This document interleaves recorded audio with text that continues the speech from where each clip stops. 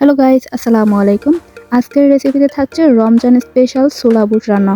ইফতারিতে যদি এভাবে ছোলা বুট রান্না করা হয়, একবার খেলে বারবার খেতে চাইবেন আশা করছি। একদম ঘরোয়া উপকরণ দিয়ে এভাবে খুবই মজাদার করে রান্না করা সম্ভব। একদম দোকান স্টাইলে লাগে। আশা করছি আজকের রেসিপিটি আপনাদের কাছে খুবই স্পেশাল এবং খুবই ভালো লাগবে।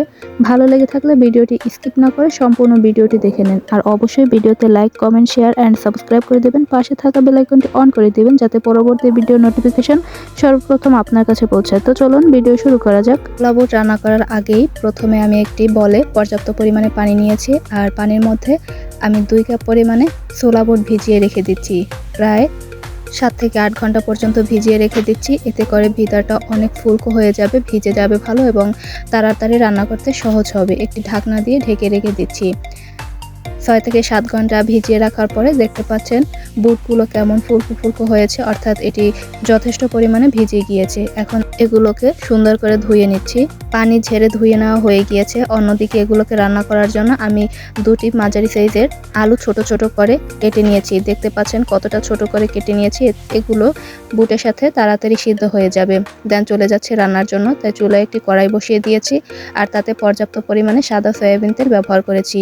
প্রথমে দিয়ে দিচ্ছি 5 টুকরো পরিমাণে দারচিনি এবং 3টি দিয়েছি এলাচ। 5 থেকে 6টি লবঙ্গ দিয়ে দিচ্ছি এবং 7 থেকে 8টি সাদা গোলমরিচ অ্যাড করে দিয়েছি। মাঝারি সাইজের 3টি পেঁয়াজ কুচি লম্বা লম্বি করে কেটে দিয়ে দিচ্ছি। আর এই মশলাগুলোকে এখন আমি হালকা ভেজে নিচ্ছি, খুব বেশি ভেজে নিব না। যখন পেঁয়াজ নরম হয়ে যাবে ততক্ষণ পর্যন্ত ভেজে নিচ্ছি। আর এই দারচিনি এলাচ সব একত্রিত করে ভেজে নিচ্ছি, এতে করে স্মেলটা খুবই সুন্দর আসবে। দেখতে পাচ্ছেন কিছুক্ষণ ভেজে নেওয়ার পরে পেঁয়াজগুলো কেমন নরম নরম হয়ে গিয়েছে। আপনাদের সুবিধার ক্ষেত্রে আমি আরেকটু কাছ থেকে দেখিয়ে দিয়েছি। তো এই পর্যায়ে আমি অন্যান্য উপকরণ অ্যাড করে দেব। 2 কাপ বুট রান্না করার জন্য এখানে রসুন বাটা দিয়েছি 1 চামচ পরিমাণে এবং 1 চামচ পরিমাণে আদা বাটা দিয়ে দিচ্ছি। আদা রসুনের কাঁচা স্মেলটা দূর করার জন্য অল্প একটু সময় ভেজে নিচ্ছি। এখানে একটি টমেটো কুচি দিয়ে দিচ্ছি। এই টমেটো কুচি দিলে মশলাটা যেমন ঘন হয় এবং খেতেও খুবই দারুণ লাগে। যদি টমেটো না থাকে তাহলে সেক্ষেত্রে স্কিপ করতে পারেন। এখন সবগুলো উপকরণকে আমি অল্প একটু সময় ধরে ভেজে নিচ্ছি, অর্থাৎ ততক্ষণ পর্যন্ত ভেজে নিতে হবে যতক্ষণ না পর্যন্ত কাঁচা স্মেলটা দূর না হয়। যখন কাঁচা স্মেলটা দূর হয়ে গিয়েছে তখন অল্প একটু পরিমাণে পানি অ্যাড করে দিয়েছি যাতে উপকরণগুলো অর্থাৎ মশলাগুলো পুড়ে না যায়। এখন আমি এক এক করে অ্যাড করে দিচ্ছি। হলুদ দিয়েছি 1 চা চামচ পরিমাণে, লাল মরিচের গুঁড়ো দিয়ে দিচ্ছি 1 চামচ পরিমাণে, 1 চামচ লবণ অর্থাৎ এটি স্বাদ অনুযায়ী দিতে হবে। 4টি কাঁচামরিচ দিয়ে দিচ্ছি। কাঁচামরিচ না থাকলে এটি স্কিপ করতে পারেন, সম্পূর্ণ লাল মরিচ দিয়েও রান্না করা যাবে। 2 চামচ দিয়ে দিচ্ছি জিরা গুঁড়ি এবং 1 চামচ দিয়ে দিচ্ছি রাঁধুনি গুঁড়া মশলা। রাঁধুনি গুঁড়া মশলা দিলে কিন্তু এর টেস্টটা অন্য রকমের হয়ে যায়, খুবই দারুণ লাগে। তবে রাঁধুনি গুঁড়া মশলা যদি হাতের কাছে না থাকে সেক্ষেত্রে আপনারা চাইলে স্কিপ করতে পারেন।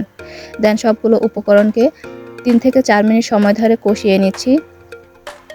দেখতে পাচ্ছেন কড়াইয়ের নিচ থেকে কেমন লেগে লেগে আসছে। এ পর্যায়ে আমি অ্যাড করে দিচ্ছি ছোলা বুট আর ওই একই সাথে অ্যাড করে দিচ্ছি কেটে রাখা আলুর পিসগুলো। এবার ছোলা বুট এবং আলুগুলোকে মশলার সাথে কষিয়ে নিচ্ছি। বেশ কিছুক্ষণ সময় ধরে কষিয়ে নেওয়া হয়ে গিয়েছে। এ পর্যায়ে সবগুলোকে সিদ্ধ করার জন্য পানি অ্যাড করে দেব পর্যাপ্ত পরিমাণে। আপনাদের সুবিধার ক্ষেত্রে পানির পরিমাপটা বলে দিচ্ছি। যতগুলো বুট দিয়েছি তার উপর থেকে 2 আঙ্গুল পরিমাণে পানি অ্যাড করে দিয়েছি, এতে পারফেক্টভাবে সিদ্ধ হয়ে যাবে। দেন একটি ঢাকনা দিয়ে বেশ কিছুক্ষণ সময় ধরে ঢেকে রেখে দিয়েছি। প্রায় 7 থেকে 8 মিনিট পরে ঢাকনা উঠিয়ে নিয়েছি আর দেখতে পাচ্ছেন কতটুকু পানি হয়ে গিয়েছে টেনে, আর এগুলো কিন্তু সিদ্ধ হয়েছে পারফেক্টভাবে। দেন এর মধ্যে আমি অ্যাড করে দিচ্ছি ধনিয়া পাতা। এই সিজনে কিন্তু ধনিয়া পাতা পাওয়া যায়, আর এর মধ্যে যদি ধনিয়া পাতা ব্যবহার করা হয় তাহলে বুটের ফ্লেভারটা খুবই সুন্দর আসে, খেতে মাশাআল্লাহ খুবই দারুণ লাগে, একদম দোকানের মতো লাগে। বাসায় যদি দোকানের টেস্ট আনা যায় তাহলে কে দোকান থেকে কিনে খায় বলুন। তো এই প্রসেসিংয়ে যদি আপনারা একবার রান্না করে খান বারবার এই প্রসেসিংয়েই রান্না করে খেতে চাইবেন। আর ছোলা বুট কিন্তু 3 ভাবে রান্না করা যায়, আপনারা চাইলে পরপর করে আমি আরও 2 ভাবের সিস্টেমগুলো দেখিয়ে দিব ইনশাল্লাহ। তো এই পর্যায়ে একদমই শুকিয়ে গিয়েছে পানিটুকু।